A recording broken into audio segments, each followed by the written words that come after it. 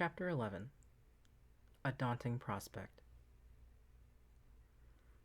The truth was, Miyuko had many times imagined what it would be like to have the freedoms of a man. If she were a man, she could travel without the company of a male relative. She could go bare-chested in the river. She could belch without excusing herself and take up thrice the amount of space on public benches. But after she agreed to have Geiki disguise her with one of his illusions, she found herself fretting over her newly deepened voice and freshly stubbled cheeks. Even the men's clothes she wore did not feel right on her, too tight in the arms and shoulders for comfort, for she was not, in fact, a man. It was too late to change her mind, however, because without any further hesitation, Geiki straightened his shoulders and sauntered out toward the center of the floor, where an elderly librarian in ebony and ochre robes was pushing a cart stacked high with rolls of parchment. "Greetings, man," the Atsukai Akina declared, with a jaunty wave.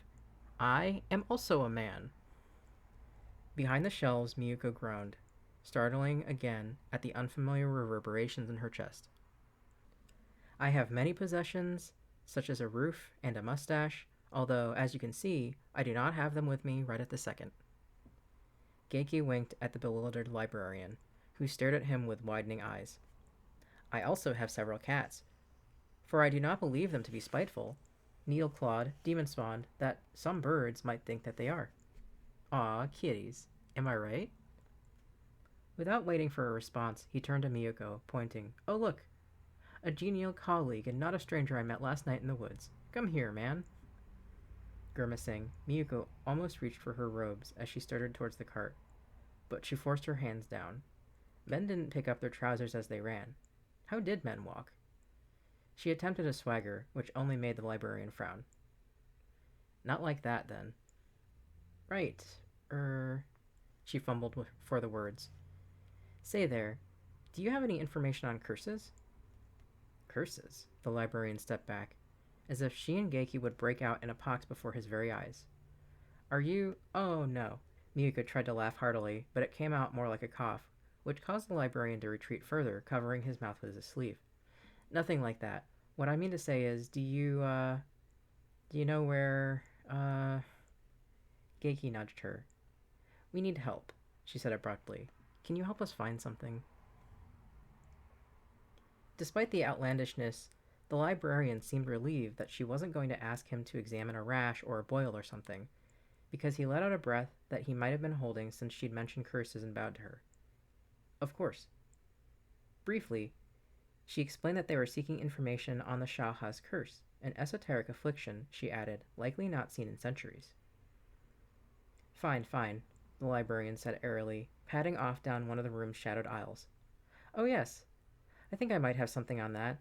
Let me see." Once the man was out of sight, Geiki grinned at Miyuko. "You make a good man." She smacked him lightly on his good shoulder. "You don't. What was that all about cats?" "Cats are horrible, nasty things, and yet men always seem to have so many around. I was trying to be relatable." Soon, the librarian returned bearing several documents in bamboo sheaths. He ushered Miyuko and Geiki to a quiet corner, where he began to describe each of the scrolls' origins, authors, and contents. At first, Miyuko was elated, all this information at her fingertips. Then, she was irate. If she'd looked like herself, she would have been thrown out of the library as soon as she tried to set foot in it. But because she looked like a man, all she had to do was say she wanted something. And she got it? Things were just given to her, no questions asked? It was simply not fair. She had no desire to be a man, or even to continue wearing Geiki's disguise much longer. No, what she wanted were a man's privileges, and at that moment it was abundantly clear to her that neither she nor anyone else should have to be a man to have them. She scowled at the librarian as he opened the scroll he said was most likely to contain the information she needed. He quailed under the force of her glare. "Thanks, man," Geiki cried, clapping him on the back. "Now, go away." Sidestepping out from under Geiki's hand, the librarian blinked, perhaps perplexed by their odd behavior, and withdrew. "Change me back," Miyuko whispered as soon as he was gone. Dimples appeared at Geiki's cheeks. "Already done." She touched her face, smooth. She touched her breasts, existent, thus reassured that she was in fact herself again. She slumped into a chair with a sigh. Now what? He asked. Now I read. But that's no fun.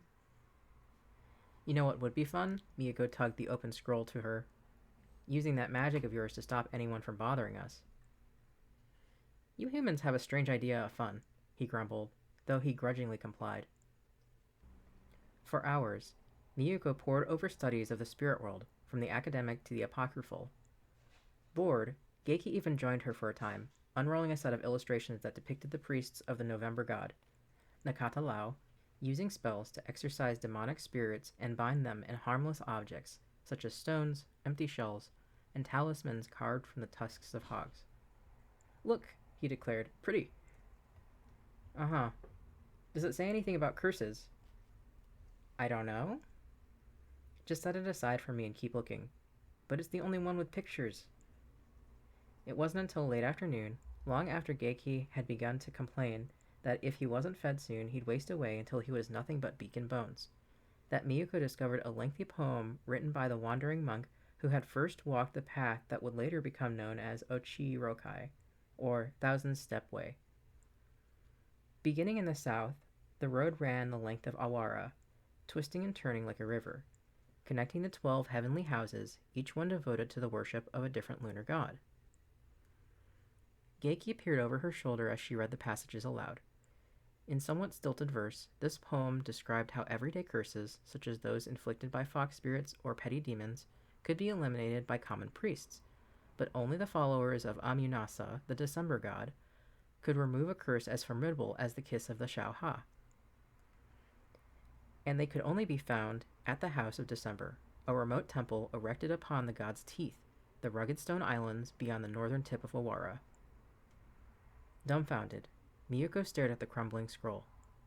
She'd never been farther than a half-day's walk from Nihaoi.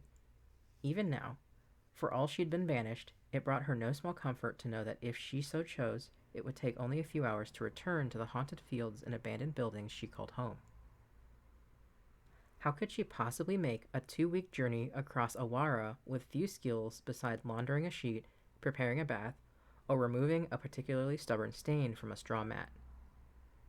More to the point, how could she do it when the only resources she possessed were empty pockets and a sad bundle of muddy clothes? Geiki nudged her. Guess we'd better start moving then, huh? Miyako looked up, startled. You're not coming with me? She did not know if it was a question or an order.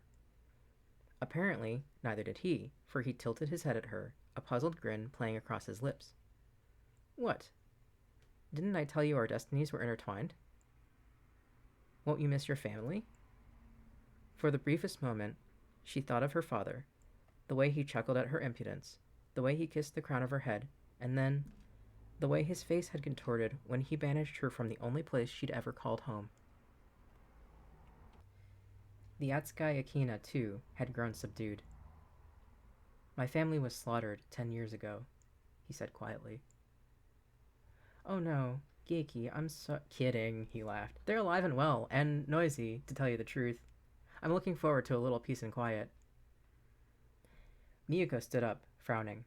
She didn't know whether to feel cross at his ill-conceived joke, relieved that he was volunteering to accompany her, or pleased that he considered her, of all people, quiet. Giving up, she decided to feel all three at once while Geiki tugged her towards the exit, declaring, "Come on, I'm hungry." What she no longer felt, of course, was homesick or daunted by the prospect of the journey, which was perhaps Geiki's plan all along.